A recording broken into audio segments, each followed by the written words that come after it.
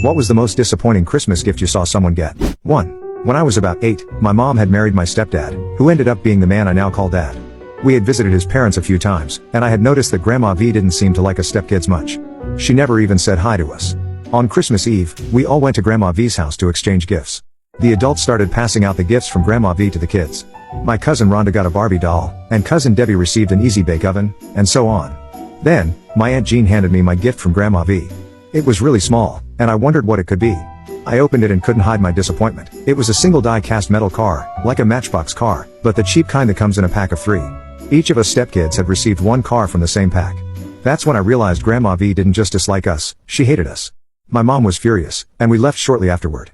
A few days later, I overheard my mom on the phone with Grandma V. She said, "I'm sorry, V, but no, we won't be coming over for New Year's." Why? Well, it probably has something to do with the way my children are treated. Of course, he knows, he's the one who told me to call you. My mom called my stepdad to the phone, and he said, "Mom, what you did to those kids was mean. They may be kids, but they're not stupid. They think you hate them, and they don't know why. They were always good at your house. So, like we said, we aren't going to be there. Accept my kids, or don't have me around." Then he hung up the phone. My heart swelled. That's the day my stepdad truly became my dad. 2. I am a professional Santa. I do TV commercials and movies. One Christmas morning, I was leaving a local hospital where I had delivered presents to patients who were stuck there for the holiday. As I was leaving, a young girl approached me with tears in her eyes and said, "Santa, I think you forgot my family." I asked her if she had been there all night, and she told me yes, her mother was very sick. I went over to speak with her father, who explained that his wife was terminally ill and he was working 2 jobs to make ends meet. He was just leaving to go feed his 4 children. As he drove away, I noticed his car was leaking water. I went to a local store and bought $1,000 worth of presents to deliver to 2 local hospitals. The store manager, Fatima, noticed and asked, "I thought you were done shopping for the year?" When I told her what was going on, she contributed $250 toward the gifts and gave me a discount on everything. She asked if she could join me, then reappeared dressed as an elf. We delivered the gifts together. The father wanted an address to send a thank you note, but I smiled and said, "The North Pole, of course." Later, Fatima went back to the hospital alone and gave the mother an Android tablet. Fatima's kindness restored my faith in people. 3. One year, I got a box of chocolate-covered cherries. I was so upset. I smiled politely and later gave them to my dad, who liked them. As I got older, I realized it was a well-wrapped gift that someone had carefully chosen, thinking I would enjoy it. It might have been all they could afford, or maybe they liked them and thought I would too. To this day, I feel terrible that I didn't smile bigger and appreciate the thought behind the gift more. 4. My wife's parents are quite a piece of work. When she was 13, they gave her a jar of pickles for Christmas. That was it, a jar of pickles. All the other children received lavish gifts. Even worse, when she was 6, the whole family sat around the Christmas tree opening presents.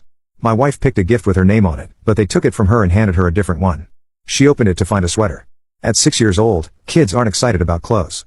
She put the box down, clearly disappointed, and her parents sent her to her room, giving her gifts to the other kids. To this day, my wife doesn't enjoy Christmas but makes every effort to create a wonderful experience for our children. We cut contact with her parents 15 years ago, and it was the best decision ever. 5. When my son was in middle school, his German teacher asked the class if they wanted to do a secret Santa exchange. The kids were excited, and anyone who didn't want to participate could opt out. My son picked a girl's name and I helped him shop.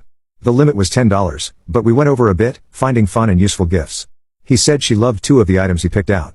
On the day of the party, the teacher handed out gifts, but my son got nothing. The teacher looked mortified. This was on a Friday. By Monday, there was a wrapped box on my son's desk filled with candy. The kid who had drawn my son's name made a comment like, "I didn't get him anything at first." I assumed maybe the kid's parents refused to buy a gift and he was embarrassed. But no, he had bragged to his friends about purposely not getting a gift to make my son feel bad. I was so grateful for the teacher's act of kindness. 6. We were at my in-laws' house for Christmas.